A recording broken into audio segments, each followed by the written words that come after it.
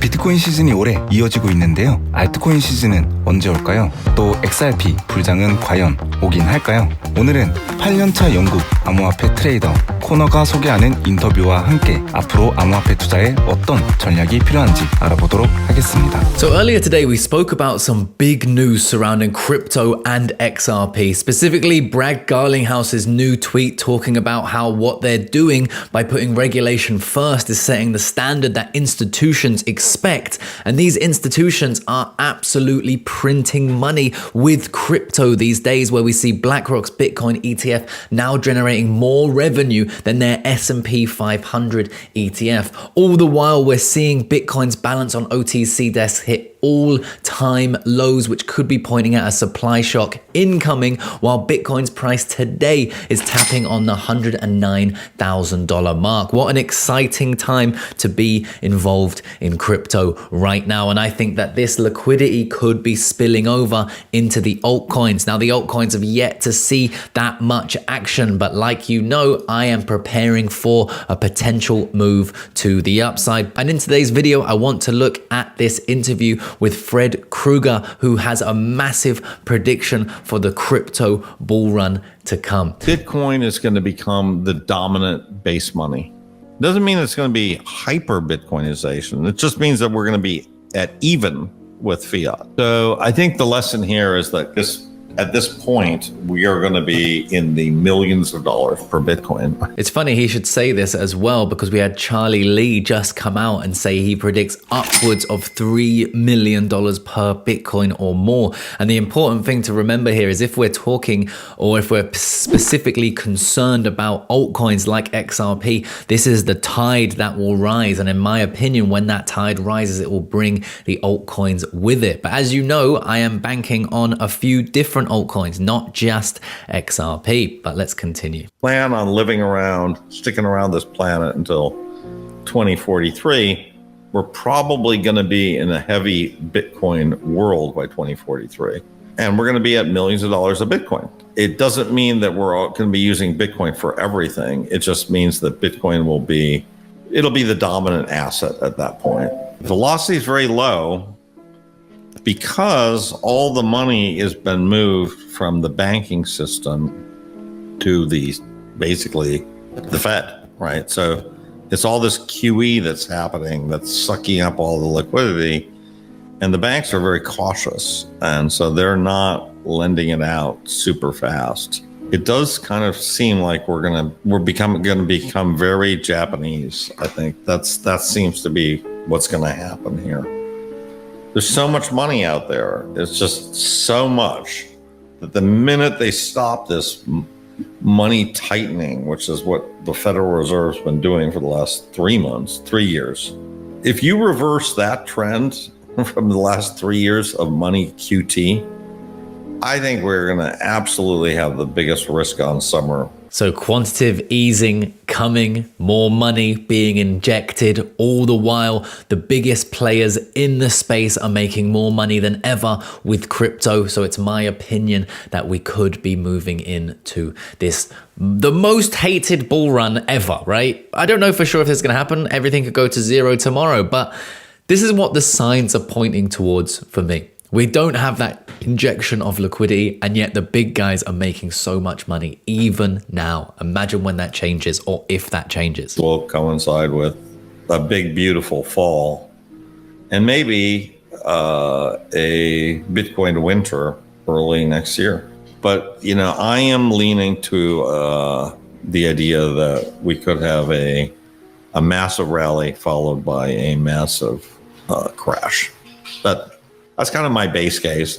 See, a massive crash. Even Fred Krueger himself saying very similar things to what I'm saying. And I use all of this information to base my strategy off. So my strategy always includes taking profits, because even if one day Bitcoin does go to millions, even if one day XRP does go to tens of dollars or even $100 or whatever it is that you guys expect, I will always be taking profits along the way, just in case it doesn't happen. And also taking profits when the market is euphoric means I have more capital to deploy and do trades like exactly these right here, which generate me personally profits with risks, but they do generate me profits.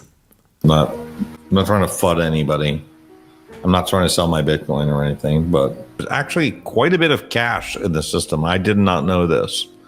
There's almost $1 trillion of cash. Now, why is there so much cash? Well, there's a lot of people who actually don't trust banks. They want a bearer asset. They want to be able to take their money out at all times, and they keep cash. I used to keep some cash, tens of thousands of dollars in cash, just to have it. And I don't do it anymore, but I used to. So a lot of people, they don't mind if their money is being depreciated over time. They would like to have the access to their money. They value that access a lot.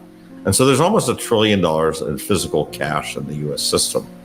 So that's the first observation. Now, the second observation is that you really need to look at a broader metric, which is M3. And M3 includes both of the M0 and M1, but it also includes institutional money markets. That is, places where institutions park their money, as well as Fed repos, repurchase agreements, which are basically as good as cash, right? So you're giving money to the Fed, and they're saying, hey, you can, this is a one-day repurchase agreement. You can trade that. So that's effectively cash, right? And we're going to earn money on it. And so the Fed stopped publishing this metric, but the elements of this metric can be more or less reconstituted. And so you have a number for the U.S. So that number is $36 trillion, right? So that's kind of our money supply right now. We have $36 trillion of base, what he calls base money. That's just in the US. That doesn't include the yuan, the yen, or the euro. So that gives you a sense of when you're measuring Bitcoin, which is sort of a true $2 trillion asset. Just in the US alone, there's $36 trillion of actual cash, right? That does not include debt. It does not include stocks, does not include real estate. That's just actual money that's floating around, okay? That's the second observation. I thought that was really good to get a sense of kind of the size of this. So much money floating around, just waiting. That's what I'm hearing here, right, guys? That's what I'm hearing. Reserve print. Well, none of this really, because they basically determine the interest rate, but the printing is actually done by the banks, right? So the banks are doing all the green printing here, but the banks need to be induced to do the printing by the Fed. So with that potential liquidity injection coming, maybe Tom Lee isn't that crazy about having these $1 million Bitcoin predictions. And just maybe this can hopefully inject some liquidity into the altcoin market. Right now, we are still very much in a Bitcoin season. We've been down here for one of the longest periods in time, according to this chart. And guys, I must remind you that before we head into alt season, it's horrible, right? It feels like there's never going to be one, and there may very well never be one. There's no guarantees here, but it's my opinion that it always feels the worst just before we move, just before we get that liquidity. And we do have liquidity in the markets, the Nasdaq, the S&P 500, all-time highs as we speak. And these are the kind of macro environments that we're looking for to get these capital injections. So guys, no guarantees there, but I thought that would be a pretty interesting interview for you guys to hear, and catch you guys in the next one. Peace.